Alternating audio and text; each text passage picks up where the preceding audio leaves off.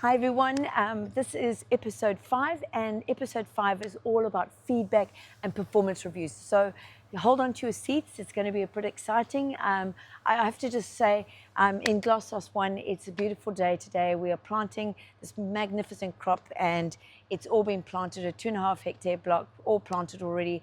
And we've already started the spreading of the plants, and we're doing the shooting, the first round of shooting, and removing the cotyledons. So it's busy in here, and I've just taken the opportunity to roll out episode 5.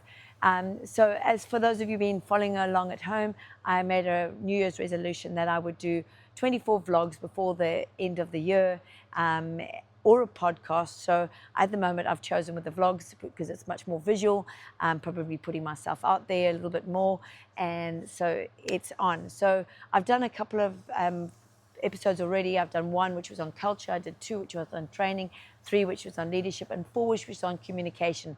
So those are all like big cornerstones, and now this one is about feedback. And feedback, I think, is one of the most underrated tools in any type of people management. People desperately want to know how they're going, good or bad.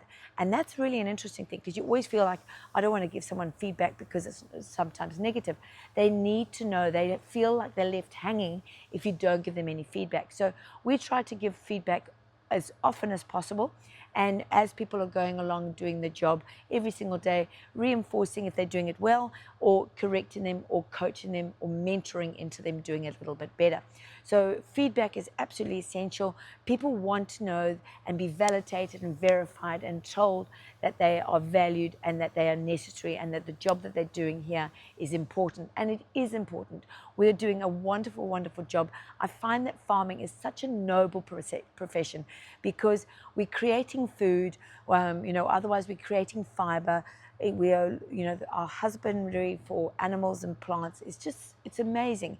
And the dedication that we do to bring clean, safe, and nutritious food to everyone's table, I think is really most of the time underrated. So I'm really proud of what we do, and I really make sure that the team know that for them, harvesting cucumbers every day, planting cucumbers, or grading and packing them and getting them out safely with no foreign objects and no metal and glass and hard plastics and the punnets, and all the labeling done correctly, is absolutely fantastic, and we really do appreciate them. So we do a lot of feedback all the time, but then we also, when we do the training, we actually train people about the feedback sandwich.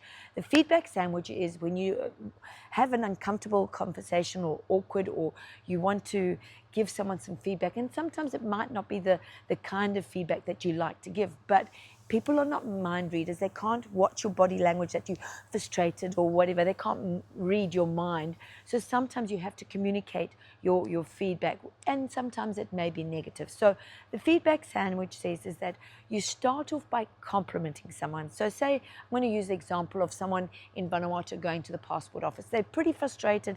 They paid their money 4 or 5 weeks ago. They haven't got their passport yet. They've had no acknowledgement of the money being paid. So they go to the passport office, and what they need to do first of all is say something complimentary. Thank you very much for seeing me today. Oh wow, your hair looks good. That's a beautiful dress. Or something genuine. You can't be false about this. You have to be authentic. Say something complimentary. Then you deliver the meat in the sandwich, which is basically what you want to talk to them about. Say, I actually gave you my money 4 weeks ago for my passport. I think it should have been, done by now. Could you tell me what's happening? And if you can, help me so I can travel to Australia, so I can earn money for my children to go to school and support the economy in Vanuatu. I would be very grateful.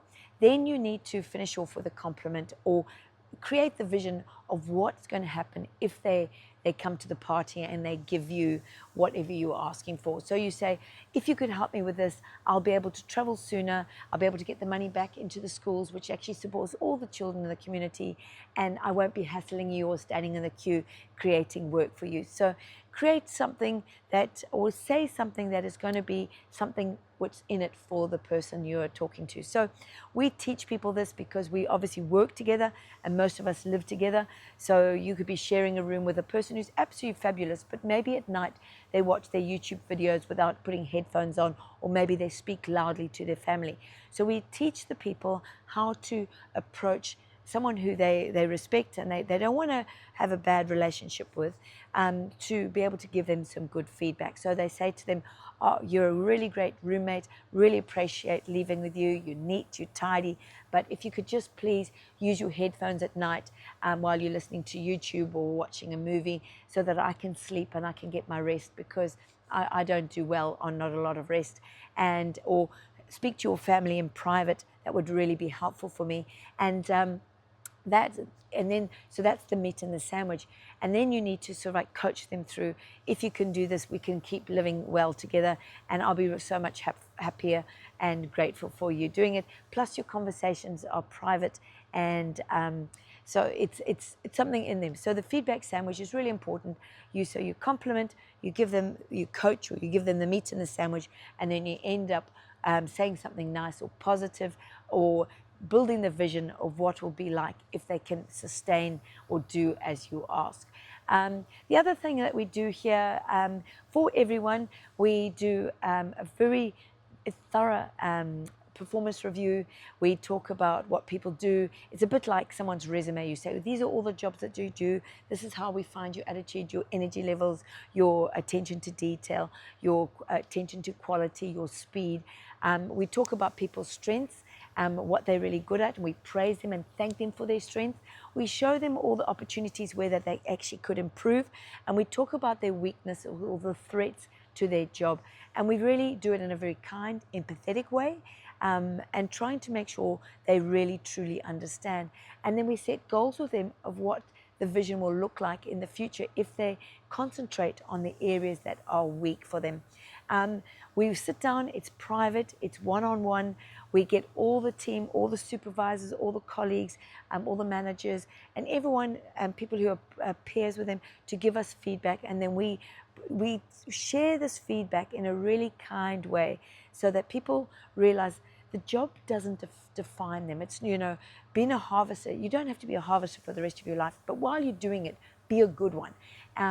So we try and coach them and try and explain to them what they need to improve, which actually will have a good bearing on their job and their future.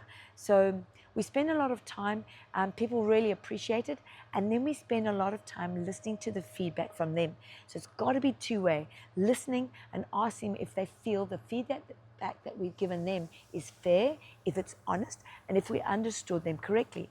And then we give them a lot of time for them to say what our strengths, what our weaknesses, places where we could improve. Just example, Ruby said to me, she said, oh no, I love the accommodation, I love everything, but we really, really would love a new couch, because the couch that we got is getting a little bit grubby, and we would love a new couch. Bang! It's pretty simple. A $900 couch is delivered within a week. It's something small but makes a huge difference to their lives. Jennifer came and she said, oh, I really love a room. Can we get new curtains? Of course you can get new curtains. We will get onto it straight away. And then, we want to find out if we're communicating well, how can we do better to serve our team and make them more happy? Because they get as much satisfaction in giving us feedback as we get receiving. And we want to know, we want it to be a lovely, safe space that people can be honest with us, to give us feedback so that we can get better too. So, as I said, feedback is one of those things. It's absolutely essential for good communication and to learn to be better. So if you want to be a better employee, a better boss, a better work colleague, give and receive feedback well, and don't be defensive, because it takes a lot for people to give you feedback. So take it openly, literally grab it with two hands, because you can learn so much from literally opening up to things that could be better. And sometimes the feedback you're given is so simple to fix. It's so simple. But things that are a little bit more complicated, you can get done in time. And it's for us, it's a continuous process of improving all the time. And I'm really proud of the team, the way they speak up, how they filter information up the ranks and down. And we love to be as flat as possible, our organization, that people can talk to us as often as they like and whenever they like. So I hope this has been beneficial. And I'm going to say goodbye to you from beautiful Glasshouse One, where we've planted a beautiful crop of cukes. Thanks very much. Bye.